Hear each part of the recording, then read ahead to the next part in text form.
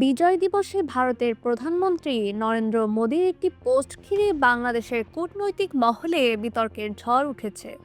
মোদীর পোস্টে বাংলাদেশের ৯ মাসের মুক্তিযুদ্ধের কোনো উল্লেখ না থাকায় এবং ১৬ ডিসেম্বরকে ভারতের ঐতিহাসিক বিজয় হিসেবে উপস্থাপনের কারণে এ অসন্তোষ দেখা দিয়েছে।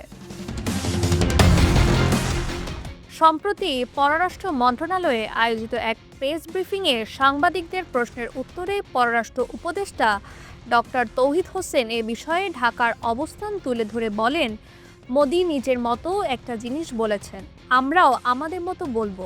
এ সময় বাংলাদেশকে ভারতের পররাষ্ট্রমন্ত্রী বিজয় দিবসের শুভেচ্ছা জানানোর কথাও তিনি জানান। এদিকে মিয়ানমারের চলমান উত্তেজনাপূর্ণ পরিস্থিতি এবং রোহিঙ্গা সংকট নিয়ে আঞ্চলিক আলোচনায় অংশ নিতে পররাষ্ট্র উপদেষ্টার আজ থাইল্যান্ড যাওয়ার কথা রয়েছে। তিনি জানান, আলোচনায় বাংলাদেশের মূল এজেন্ডা থাকবে রোহিঙ্গাদের নিরাপত্তা ও অধিকারের সঙ্গে ফেরত নেওয়ার বিষয়টি। বাংলাদেশ ভারত সম্পর্ক বরাবরই পারস্পরিক সহযোগিতা ও সমঝোতার উপর ভিত্তি করে দাঁড়িয়ে থাকলেও কিছু বিষয়ে মাঝে মাঝে উত্তপ্ত আলোচনা ও প্রতিক্রিয়ার জন্ম দেয়। মোদির পোস্টের বিষয়টিও এর ব্যতিক্রম নয়।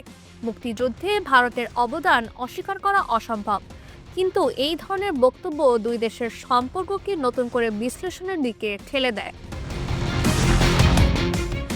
অন্যদিকে রোহিঙ্গা ইস্যুতে বাংলাদেশের কূটনৈতিক প্রচেষ্টা এবং আঞ্চলিক সমঝোতা বজায় রাখার পদক্ষেপ আন্তর্জাতিক অঙ্গনে ইতিবাচক বার্তা দিতে পারে। থাইল্যান্ডে আসন্ন বৈঠকে বাংলাদেশ এই ইস্যুতে কিভাবে সমাধানের পথ খুঁজে পায় তা দেখার বিষয়। Nowshin Tasrim Rahman, Dhaka west news.